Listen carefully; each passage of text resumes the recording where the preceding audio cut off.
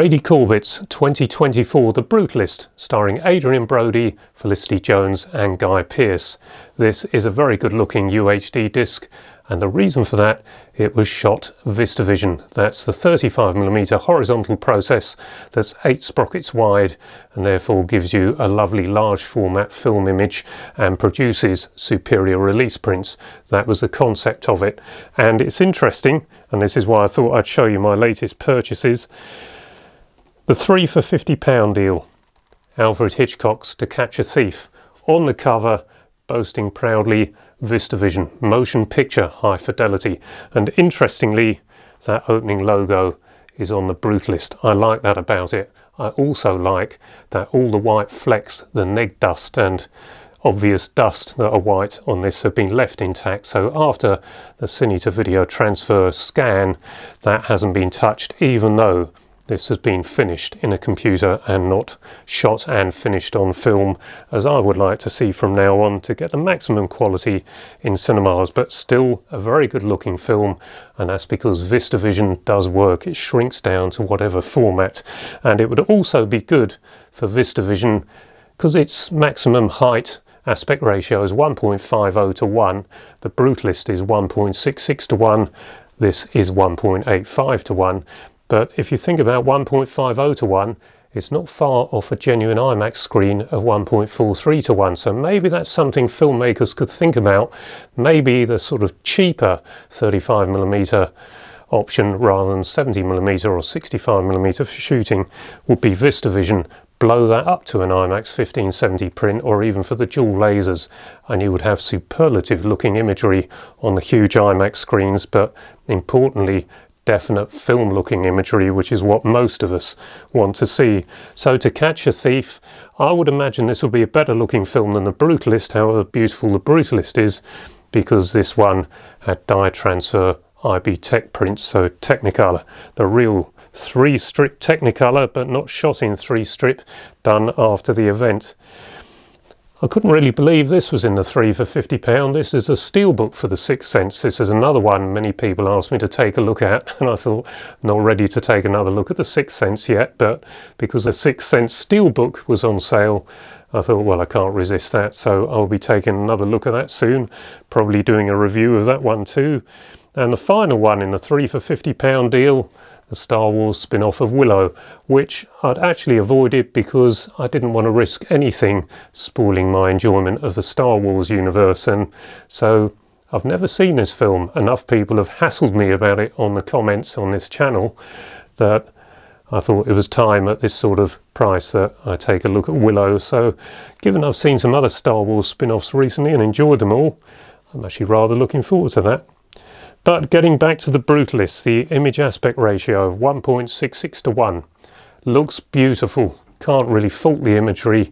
It's obvious it's been finished in a computer. Some of the colours don't look entirely natural, which is a shame, because if it had been finished on film, I think the whole thing would have looked natural, and it does all look good irrespective of that. So highly recommended on that basis. It's got the neg dust element. I like that, gives it an even more filmic look. But I have to say, I did not like this film much. Now that doesn't mean to say it's a bad film, it just means that I didn't like it much. So other people will disagree, and I hope they do, but there are reasons really why I don't like this much, and the story isn't easy to follow. It's basically a family, a husband and wife and their niece, separated during the war. It looks like they've all ended up in concentration camps and maybe moved around a bit. Adrian Brody's character goes to America first, the American dream, and he ends up doing drudgery jobs, so it's not looking like a very nice life for him.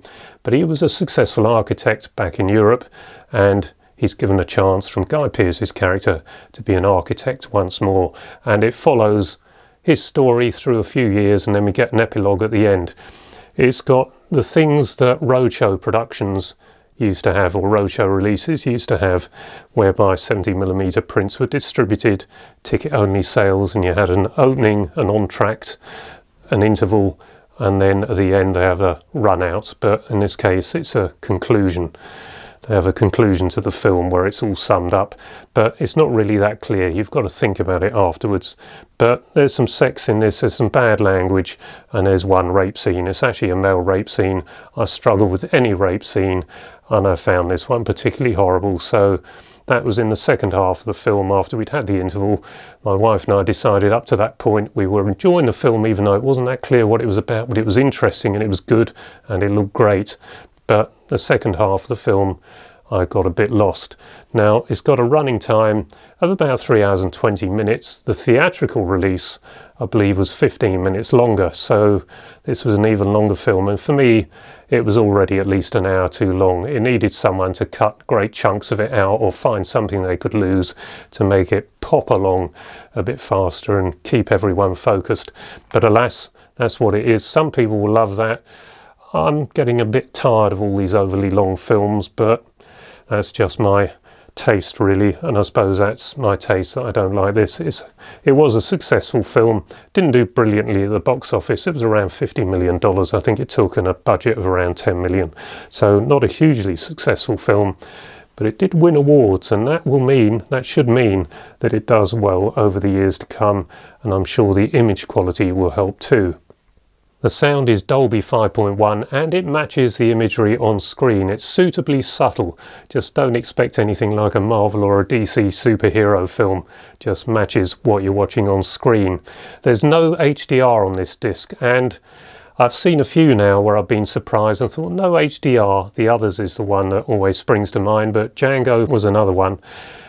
It works, and if you want confirmation of that, just put the Blu-ray in, you take one look at that, and the 4K is immediately perceptibly superior to the Blu-ray, which after you've seen the 4K is difficult to look at. So it just proves that 4K has got the colour range, the density range, which Blu-ray hasn't, and is capable of matching film without that HDR addition.